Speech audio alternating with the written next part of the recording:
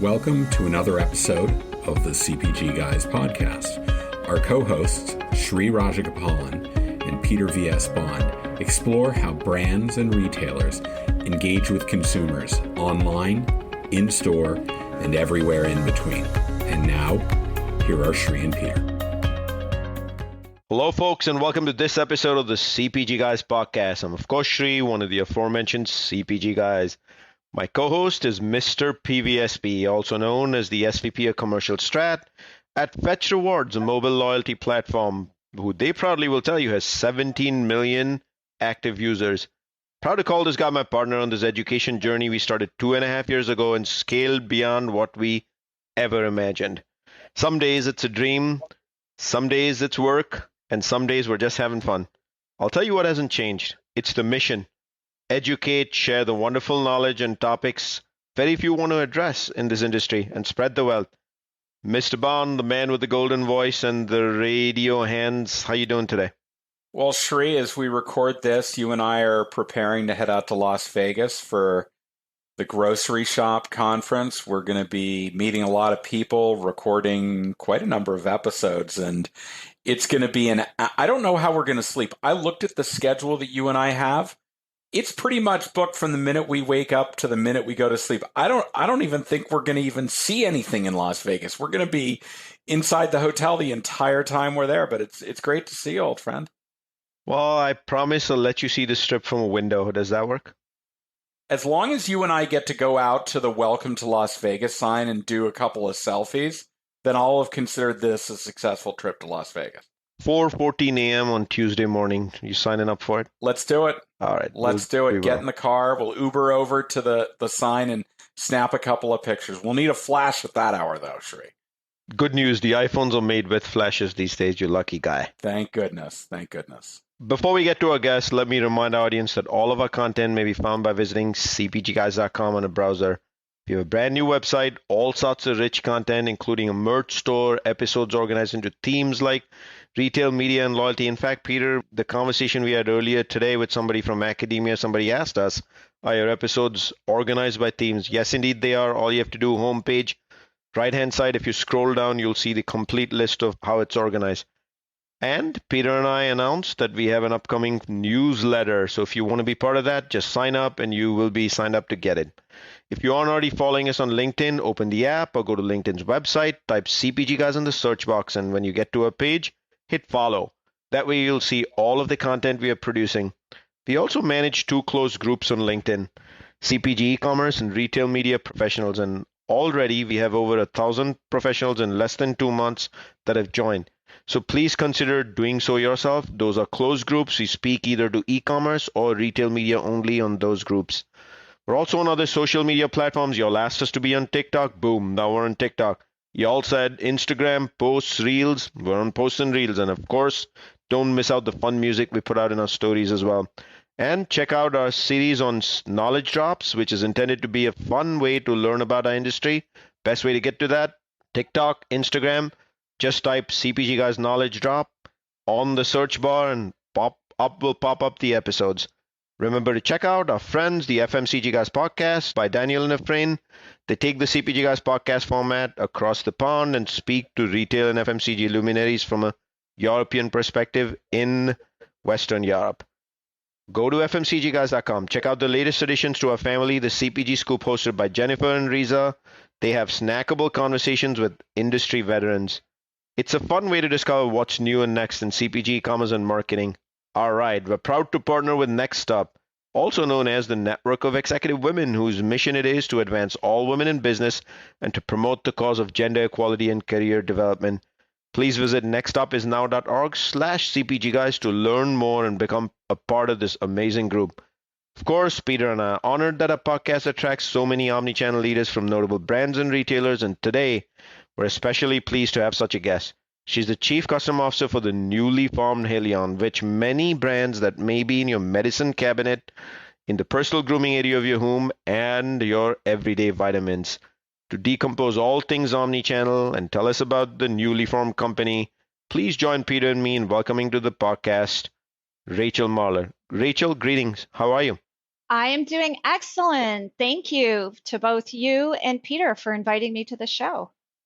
Of course, thank you for joining us, Rachel. But before we get into the Q&A part of this dialogue, would you take a few minutes and just tell us about where our audience can learn more about Haleon and then a brief overview of what your team does? Oh, of course. So Haleon, which many of your listeners might have previously known us as GlaxoSmithKline Consumer Health. We're a global leader in consumer health, including over-the-counter medications, which we call OTC. Haleon is a purpose-driven company, and we're committed to delivering everyday health with humanity. We have over 50 brands, and they're trusted by millions of consumers. They span 5 major categories: oral health, pain relief, respiratory health, digestive health, and vitamins. And just like you mentioned, Shri, many of our brands are leaders in their categories: Advil, Tums, Robitussin, Sensodyne, etc. And we just demerged from GSK Pharmaceuticals to be a standalone company in July of this year. You can find more information on who we are as a company at www.haleon.com. And of course, you can find information on our brands at their individual websites, such as advil.com. And as for my team overview, my team includes customer external sales and the headquarters sales commercial strategy group, which also includes RX to over-the-counter switch, customer strategy and planning operations, and net revenue management. So overall, we lead and scale omni sales, business development, and customer access. Our retail customers are really similar to all of the other CPG companies, aside, Walmart, Costco, Kroger, et cetera. But we also have an expanded range of alternate channels, such as convenience stores, airports, et cetera. Thank you for that, Rachel. Of course, for our audience, we'll include hyperlinks to the site address you mentioned and all of the information that you just spoke to in our episode digital liner notes. And Peter, one CPG guy is intimately familiar with the categories Rachel referred to because he's got a background from Johnson & Johnson consumer, so words like Robitussin, etc., ring a deep bell, at least in my mind. So we're going to have a lot of fun, Rachel. Never heard of them, Shri. Who is this person? Good news, Rachel. It's been 3 years, so all the non-competes, etc., all over, so we can really have fun today. We can have fun today. Indeed. And your story, of course, starts at University of Pennsylvania, Wharton, and you've been brands such as P&G, Walmart, Tyson Foods, then, of course, GSK, as you mentioned, which now the consumer piece, the OTC piece is Haleon. So give us the scoop of how you went from getting out of college from UPenn and then through your career, early career days, and then your primary driver as the company's GSK kind of split up over here into this OTC division. What was your driver for being here and being part of this change? Yes, of course. So I developed in school a real passion for consumer products. And I started as the Nielsen on-site category analyst at multiple CPG companies. And from there, I gathered extensive experience in sales, brand marketing, and general management across Gillette, Procter, and Tyson Foods. And really during my CPG time in Bentonville, Arkansas, I took a big pivot in my career. And in 2010, I joined Walmart, the retailer. And this is before it was normal to move in between CPG and retail. And my friends at PepsiCo, they had taken the first plunge to join Walmart marketing department. And I had several close friends at Walmart convince me that I would like it as well. And I absolutely loved it. I stayed at Walmart 9 years in leadership roles in Walmart US marketing and merchandising, and then a couple roles in international, including moving my family to Toronto, Canada. And my remit in Walmart Canada was really cool since it broadened me beyond omni merchandising experience because I also led category strategy, the innovation center, master data, and my team also included data scientists and a technology team. And I purposely sat next to them in the office because I'm comfortable with the uncomfortable. And I really needed to learn more about how that integrated into what I did as a merchandiser. Really, in my experiences for leadership, really enhanced, as well as my business skills, just being exposed to global ways of working, et cetera. And while the entire family, we really enjoyed our time in Toronto, my teens wanted to return back to the US to prep for college. So I joined Kimberly-Clark in Wisconsin, and I led sales strategy for the family care business, which included the paper brands such as Cottonelle, Scott, and Kleenex. And very fortunate for me, I started 7 months before the pandemic. So at least I was grounded on the business and built partnerships with all of our customers before the crazy toilet paper adventure. And then from there, just learned a lot from those dynamic times. I'm sure all of us did, right? But it was really a pivot in my leadership journey to lead in a lengthy crisis mode, not just a short-term one business time event. And then, as you know, I recently joined Haleon in April as the Chief Customer Officer. And why Haleon, right? So I've worked across almost all categories in the retail box, but never health and wellness. And it's really ironic because I've always been passionate about these categories. So Peter, like close your ears. Excedrin, Advil, and Flonase are by far my favorite brands. They always have been. And really a driver for joining Haleon is from a personal aspect. I've had several family members with chronic illnesses, and I recently assisted in caretaking for one. So it becomes, a personal reason. And then also professionally, to have the opportunity to be part of a huge transformation to Haleon as one of the world's largest startups with such an incredible brand portfolio and a strong sales team, it just really spoke to me. And also my company's mission to deliver everyday health with humanity. And so, Peter, so here's a second interesting observation. So we talked about one CPG guy being in the same industry, but Rachel actually started the answer to the question, which she comes from Nielsen as an analyst. Well, I know a couple of CPG guys who started their careers at the competitive side of the fence, which is IRI. Just thought I'd mention it out. So we got 2 for 2. I'm waiting for the third one. Never miss an opportunity to steal the lead from the first thing I was going to comment, right, Shrey?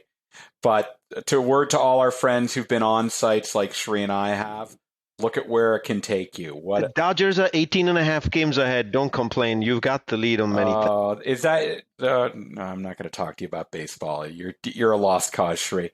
But I will say this, Rachel, it's okay about the brands you mentioned. In fact, when I was at CVS, I worked with your colleague, Bill Wolfenden, on launching Flonase. So very familiar with your brand portfolio. Welcome to the CPG Guys podcast, obviously. I'd like to link into something you mentioned earlier, which was the spinoff of Haleon from GSK. I'd love for you to take us through how that comes about, why you think as a separate standalone this is really great for all the parties involved, particularly consumers. And one thing you mentioned earlier is you have in your area of responsibility the RX to OTC oversight. How does that work if the RX is no longer a part of your organization? Would love to know when RXs from the old GSK are ready to go OTC, how does that handoff occur? This is really fascinating to me. Yeah, so it's great. I'm going to answer your first question, and then we'll go to the RX to OTC, because I had the same question as I was joining the company. But really, the separation from GSK to Haleon has been several years in the making, and it was really mainly the potential to unlock the growth for both the consumer health part and the pharmaceutical arm as separate entities. And as far as I understand, after we made the announcement, Johnson & Johnson actually later on, they're going to be doing the same thing, I think, next year. So we are leading the trend, Peter. But as a standalone pure play consumer health company, Haleon has the advantage of moving forward with more autonomy, agility, and flexibility in several areas, including consumer insight-driven innovation and digital commerce, right, which is going to help consumers and retailers. And we believe that we're well positioned to lead and respond quickly to changing consumer behaviors and getting ahead of their health while maintaining our foundation for trusted science. So we do maintain in the split all of our research development folks and our scientists. We have a huge campus down in Richmond, Virginia. And as we all know, consumer health awareness is growing daily, even before COVID. But post-pandemic consumers, they want to live longer, healthier, more active lives. And there's been this accelerated shift to proactive self-care. And it's also further driven by an aging population. And there's been a massive expansion of health, like wellness-related products. And at the same time, there's a sizable unmet consumer needs, which leads to huge opportunities for our retail customers in their categories. So what we're doing at Haleon is we're accelerating efforts in our innovation, and not just new products, which we certainly are doing, but services and technologies, digital commerce, supply chain improvements. Now we have more control over our CapEx expenditures now that we're separated, as well as a much stronger ESG agenda, which ESG is environmental, social, and governance for your podcast listeners. And really our intent's removing barriers to everyday health and bringing in more people. So if we go to your other question about RX to OTC switch, so on innovation, as I understand in the industry, you don't actually get all your switch products from the pharmaceutical company you work for. That is certainly a place where you do get a lot of them and you understand them. And we still have partnerships with Pfizer and GSK because we had merged with them. But we also do, and also other companies, we look at other opportunities from all over the world in other companies. Awesome. So clearly lots going on as the new company is formed. I did notice that my old alma mater too made the same decision. I now reconciling in my head what the reasons for, as you just described. But you used two magic words in there. One was ESG. Y'all had clearly done your homework that if you use an acronym on the CPG guys, you have to expand what it is. So thank you for doing your homework and doing that. Second, the magic word you used was digital commerce. One of our favorite topics. So I'm going to go right there. So, having led e-commerce for Johnson & Johnson, of course, it's been quite a few years, but at some point, OTC was one of the hardest segments to drive an e-commerce business. Of course, the pandemic has changed a lot of that. I say that because of the low average selling price. But how does your separation here to this new company change your strategy, in particular for digital commerce? Yes, it's a great question, and I know it's a passion of yours and a major focus of this podcast. We spend a lot of time talking about digital commerce, and as we know from the pandemic, people of all generations across the country have really discovered that they enjoy online shopping. And while traffic is coming back to brick and mortar stores, spending online for the online channels for health and wellness has continued to decline.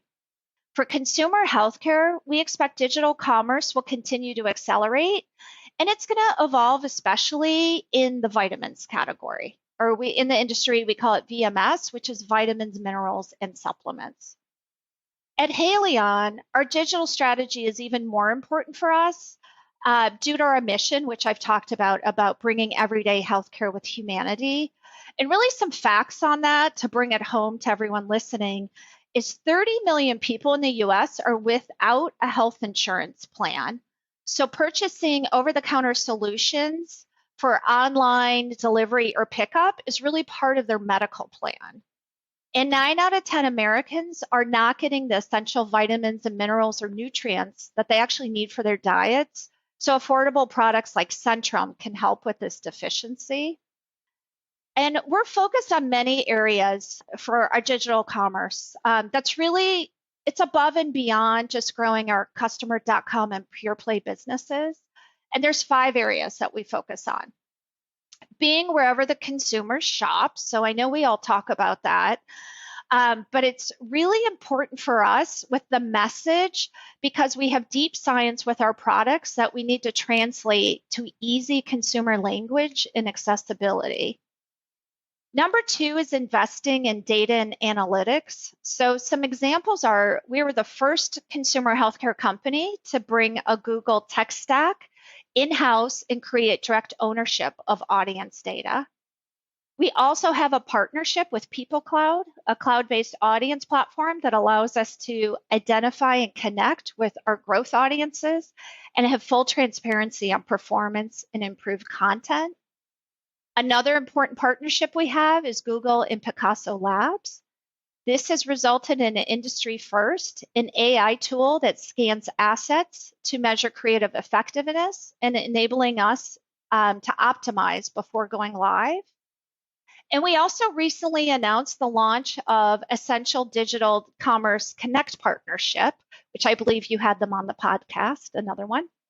And we can understand and support our brand's e-commerce performance and position them further for category growth with retailers. And then another place where we invest for digital commerce is with our people. We recognize that digital literacy and fluency really has to be embedded at all levels of the organization, and especially with my sales organization. All of our employees are offered advanced training in digital commerce, and that includes, we have an exclusive mini MBA collaboration with the University College London. And then number 4, we have digital tools that our shoppers can access to really help understand when making their decisions about their care. And we partner with our retailers with those tools. And then lastly, really focused on end-to-end supply chain, which includes digital commerce and really focusing on continuous improvement. Holy moly, Shri. That's a lot. I'm going to be busy recapping this. You know, the things that jump out at me, I absolutely love around having an in-house tech stack to do all your own audience management, but particularly the people investment against digital literacy. I don't know of many organizations, particularly sales organizations, that are that committed to ensuring their salespeople are completely fluent in digital. It's not that they're necessarily doing the work, but they understand how the work is done and they can talk to it. So that's wonderful. Let me jump right in. Peter, could I ask a clarifying question based on what you just said? Sure.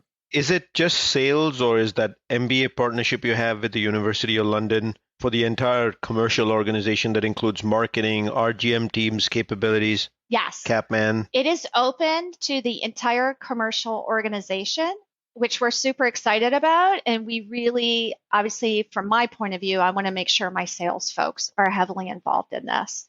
And they're finishing it out this year. They're in a good pace. So I'll congratulate you for after 230 episodes, you're the first one that's come on the show and actually talked of an academic partnership with a university as part of an MBA program. Congratulations. We don't say that often on the CPG guys. Thank you. I take that as high compliment coming from you guys. It was certainly meant to be. So my next question for you, Rachel, is you made reference to what your team is responsible for in the organization. What's your balance between strategy and execution, and how are you evolving your team in the direction that you want them to be focused on? Yes, so my team has a pretty good balance of strategy and execution. We can always improve for sure, but my New Jersey-based sales strategy leaders work closely with our cross-functional partners, so including marketing, retail media, insights, innovation, supply chain, etc. And also my senior sales leadership team, so those would be my VPs focused on specific customers, channels, digital commerce. They're also immersed with longer-term platform planning with our strategic customers. And I really call it platform planning since it's beyond just multi-year product innovation plans. And my sales directors are also really good at working with our customers to understand where they want to head in the future. You know, because of my retail background, I really reinforce you have to listen to our customers and really make sure we're building the plans together. So Amazon and our brick and mortar retailers are now very interested in the healthcare space, which is phenomenal for us. And many have added chief medical officers, including like a Dollar General that doesn't even have pharmacies, and health clinics that are growing beyond the drug channel, you know, like Walmart, Hy-Vee, which is a regional grocer. And the reason I bring that up is because we build those into our strategic plans. And then in terms of evolving my team, I'm really inspiring them to have the founder's mentality to lead their businesses. We are now one of the world's largest startups, and they are empowered to think differently and to really go beyond. And I encourage my team to really think about how we add value to our customers in ways that others don't and really disrupt and shape the industry and then follow through on what our plans are. And then lastly, I just really don't want them to lose sight of executing with brilliance. You can move too far to the side of strategy. So really scorecarding results and having tough conversations with customers when there's a need to course correct. So in a nutshell, each salesperson is really the general manager of their business. I don't think we were expecting this power-packed an episode, were we, Peter? Your hands are going to be hurting with all the notes that I'm going to ask you to describe at the end. So let me remind our audience, first of all, that we're speaking to Rachel Marler, the Chief Customer Officer of the newly formed Haleon. So Rachel, back with the show, how do you partner with customers on the omnichannel mission that you've been eloquently starting to describe? And then there are several that are not on your team, aka they're not on sales, such as marketing folks, finance folks. How do you bring all this together? Yeah, so really providing a seamless experience in both online and offline channels is table stakes, really for all of us as brand manufacturers and our retail customers. But at Haleon, it's not just how consumers shop, but it's also how we educate and engage them because of health and wellness being so complicated. Consumers will choose retailers based on the ease and richness of end-to-end experience. And we're working with our retailers on tailoring the best experiences for their shoppers relevant to their health categories and our brands. So like a specific example, we recently worked with Amazon, and they have a toggle button on their website that converts the text to Spanish. But it doesn't change the rich content with the text, so we worked with them to convert it. Another area of seamlessness between products and services, we worked with a large drug chain that wanted to be the number one place for consumers to come to quit smoking. So we make Nicorette and Nicoderm, and a cross-functional team, so not just my sales team, they really had to work with headquarters, with multiple stakeholders. We worked with this drug channel to help them set this goal to help 1 million consumers quit smoking. And we co-developed a quit pack along with pharmacist education and then multiple digital tools that are on that customers.com site.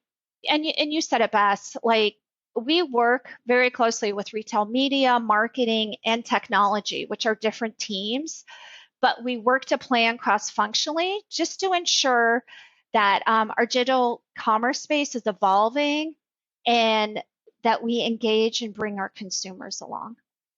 So, wow, Rachel, you really are going to give me a big challenge at the end of this episode summarizing it, because this is some pretty meaty stuff. Let's get to the kind of the personal side.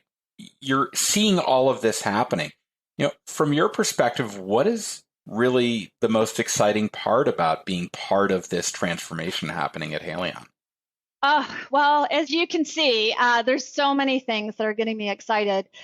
And it's really, there's the purpose, the brand portfolio, the amazing people, and really the opportunity to shape our transformational journey. I think but what I'm personally most excited about is our purpose and commitment to bring more people to better everyday health. And what's so exciting about that is, aside from it's important to me personally and other people I work with, it's also really important to our retail customers in all of our channels of trade. We've seen across mass, drug, club, grocery, even the value channel, that they're very excited about this journey.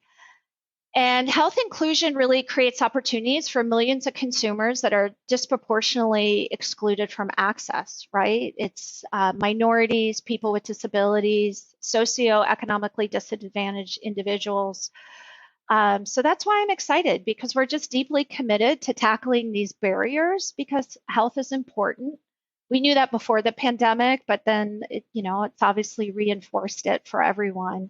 And taking care of something as important as our health or someone else's health should be easier. And that's where I can play a role and Haleon can play a role. You mentioned the pandemic, so let's go there for a second.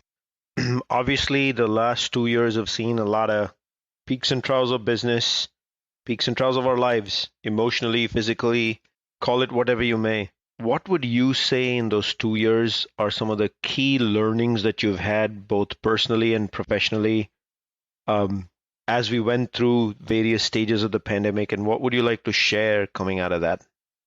Yeah, it's a great question. I know all of us have reflected back to those crazy days.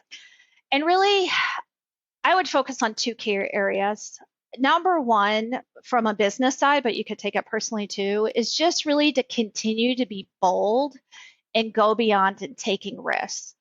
Um, we all had this opportunity to do this in our industries wherever we work during the pandemic. And I know personally, but I advocate for everyone not to lose sight of that and really try new ideas, new ways of working, including new ecosystems, like a lot of the stuff I talked about, because it's going to be really important. And then number two is really continue to keep it human.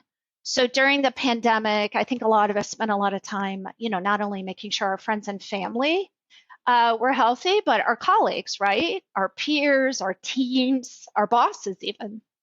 So I think it's just really, we've learned about this resiliency. However, there's only so much extra time that we can devote to work.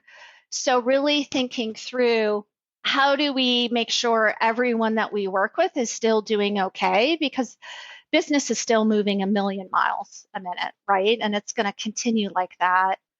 One of the cool things that I point out we do at Haleon, and it's hard to keep it going, but I really try to make sure that we do it, and everyone else on my leadership team, is we do have wellness days once a month. They were started during COVID, right? But we continue to have them. And these days are meeting free, and you can literally do what you want. You can focus on your thinking, your big projects. You can go out and do store visits, which of course I love to do, team building, but you can go to your doctor's appointments. Like, when do you have time in your day to actually go do that type of stuff? Or you can just like catch up an email. So really the point is just to continue to care about, your team members and your peers, and continue to have flexibility. And so those are really my big insights that I've reflected on. Wow, store visits. That's something that Shri and I absolutely love to do whenever we're together. We're a little fanatic about it. We love to get out and see all the new things. And that kind of leads me into our last question for you today, Rachel. On the podcast, we're obviously very interested in the shiny new things. We love to talk about digital commerce. But at the end of the day, the vast majority of your sales are still in physical retail. So my question around this are twofold. One, how do you think about digital engagement in physical store and ensuring that your customers have the best capabilities that you can offer to do that, just like as if they were browsing online to make a purchase online? And then, at the end of the day, is planogram still like the driving force behind success in physical retail? Where is that evolving to? How do you think about managing where most of your business still is today? Yeah, no, that's great questions. And I do think about this all the time. I do think the digital, online, and the store, they're just inexplicably, they are so combined together. And I see us in the future really not having in our industry brick and mortar sales teams and e-commerce sales teams. It's really, we have to fully be thinking about omni. And when I go into the store, so there's times, obviously I order a lot online, but I do go in the store as well. And you want to have that symbiotic relationship, because I'm looking on my phone and shoppers are looking on their phones all the time, that the price points are matching, that what you're telling me on the store at the shelf is something I'm seeing online. But from my personal point of view, it's kind of cool when you see a treasure hunt in a store that you don't see on online, or vice versa. So I think there's just really cool places that you can play. In the health and wellness industry, The online is so important because there's so much research that needs to be done. If you have a new condition, you need to do a lot more research on it. And you could be doing it at a retail site, Google, etc. But you need to get that information in the store too. And sometimes you can get it from the pharmacist. But we've been playing around with different QR codes. The nice news about QR codes from when we were dining, right, during COVID, that they've come back to life. So how do you give the education that way? Because people of all different generations now are used to using their smartphone and the QR codes. And then your question on the planogram. I love that question because the planogram is obviously not only where your bricks and mortar person is shopping, but as we know, it's the warehouse. And it's the warehouse today because the back room automated layouts haven't been fully built. Those will happen. But it's a lot for us to think about as we bring innovation and new assortment. There's not so much extra room for all this new innovation because you need to have extra space for these faster moving items for the pickers to go in and get. But I think the planogram, it's the number one thing I personally focus on. I talk to the teams about, the category management groups. I think it's very inherent for how I grew up in the industry, probably both the same for both of you, that 85 to 90% of your sales are done on that shelf. So you've really got to stay focused and have a reason for having your items on the shelf.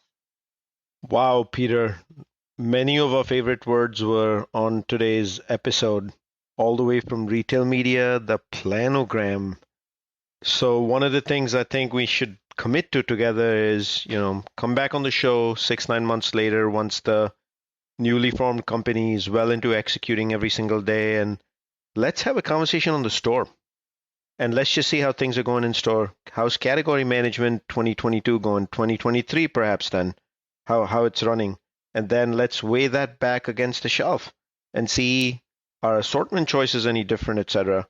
So let me remind our audience that you can find all of our content by simply going to a browser and typing cpgguys.com. And if you think your company has some thought leadership, just very much like Rachel just brought to our episode today, and you can contribute to our growing community discussion, drop us an email at contact@cpgguys.com. In fact, that's how Rachel's team found us. And maybe you can actually come here on the podcast and you can share your wisdom with our large audience. Don't forget to drop us a rating at cpgguys.com on the navigation bar up top. When you do that, we get to know how we're performing and whether the conversations we're having with our guests are the right ones you want to hear. Thank you for the 15K plus followers touching 16K. Peter and I both know to have an audience that's that large on LinkedIn is rare and unheard of. We're very grateful for the love you show us and all the messages you send us. I'll also remind you that we're now on all platforms. So you can find us on TikTok. You can find us on Instagram. And if you want to watch full videos of these episodes, all you got to do is go to Instagram and look at our feeds and posts. The main post will actually have a full video of an episode. I can't thank you enough for joining us, Rachel, and sharing your wisdom about not just the formation of the new company, but how you're going to market and your operational day-to-day style. So thank you for doing that. Well, thank you, Shri and Peter. This has just been a pleasure. I love talking about our industry, and I think you guys do a fantastic job just teaching and educating everyone. And Mr. Bond, now comes the magic moment that we've been waiting for, which is let's put all those 40 minutes of writing. Hopefully you've taken copious notes because I did see you doing that. Why don't you share for our audience what we learned out of this episode? All right, I've got 4 pages of notes, Shri, but before I get to those, 2 things. One, you mentioned all these platforms. Are we on MySpace? Is that something we're still on? No? I don't know. But no, but I'm thinking of putting you on Parler. Parler, I like that. Shri, I was excited. Now you have after episode homework. What is Parler? Yeah, exactly. So Shri, you remember you talked about the word she used that we love, QR code. I heard that. You know that's she had me at QR code right there. All right, so a couple things that jumped out at me. First and foremost, all of you analytic insights on sites, look at where your careers can take you, right? Phenomenal. Shout out to all our people who sit inside, embedded in manufacturers, providing analytics, Trust me, it will take you far in your career. I also heard that she had some great experience sitting alongside merchants. She learned global ways of working, took a trip up to Canada for a couple of years, my home and native land, before returning to the U.S. and taking on a huge leadership role at the beginning of the pandemic. She joined Haleon, obviously, in preparation for the spinoff, which was intended to accelerate growth and to capitalize on the expansion of wellness-related innovation that was taking place. And then, of course, around ESG, environment, social government, this whole idea of navigating RX to OTC and not only having to work within the portfolio of brands of the old GSK, but also actively being able to engage other RX innovation around the world to bring it OTC within the Haleon environment. A real focus on digital commerce and being literate throughout the entire organization. Bringing an in-house Google tech stack so that they can own audience management. And just so much around end-to-end supply chain, because you and I talk very much about this, Shri, that if you want to be enabled in digital commerce, it doesn't end when you click buy. There's so much that goes in to enabling the supply chain, and it's very clear to me that Rachel and the team at Haleon take that incredibly seriously, right? They want to provide a seamless omnichannel experience. That's table stakes. That was Rachel's word, table stakes to doing this. And that means they have to understand for each of their customers what that end-to-end experience is like and tailor their solutions to support that experience. I heard some examples of one retail that was very focused on smoking cessation. Another one is around when working with Amazon, the whole concept of translating the entirety of the content, not just some of the text, so that people who opt to engage in Amazon in Spanish, that they can do so with the full richness of the content that's available in English, right?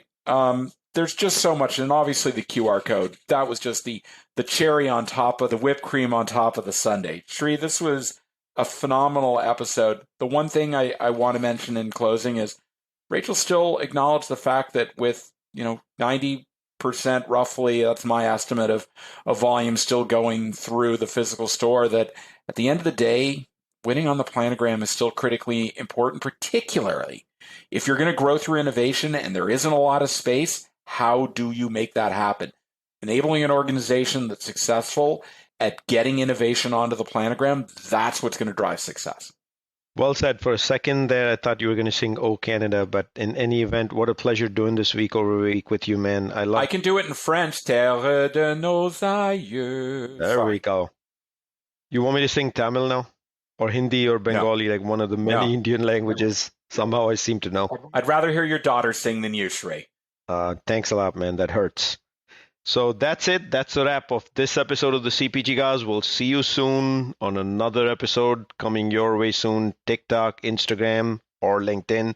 Of course, 45 plus podcasting platforms. See you soon.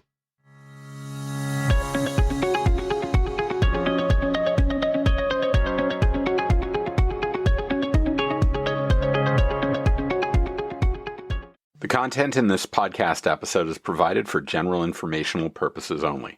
By listening to our episode, you understand that no information contained in this episode should be construed as advice from CPG Guys LLC or the individual author, hosts, or guests, nor is it intended to be a substitute for research on any subject matter.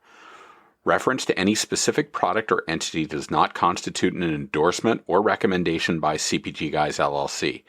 The views expressed by guests are their own, and their appearance on the program does not imply an endorsement of them or any entity they represent. The views expressed by CPG Guys LLC do not represent the views of their employers or the entity they represent. CPG Guys LLC expressly disclaims any and all liability or responsibility for any direct, indirect, incidental, special, consequential, or other damages arising out of any individual's use of, reference to, or inability to use this podcast or the information we present in this podcast.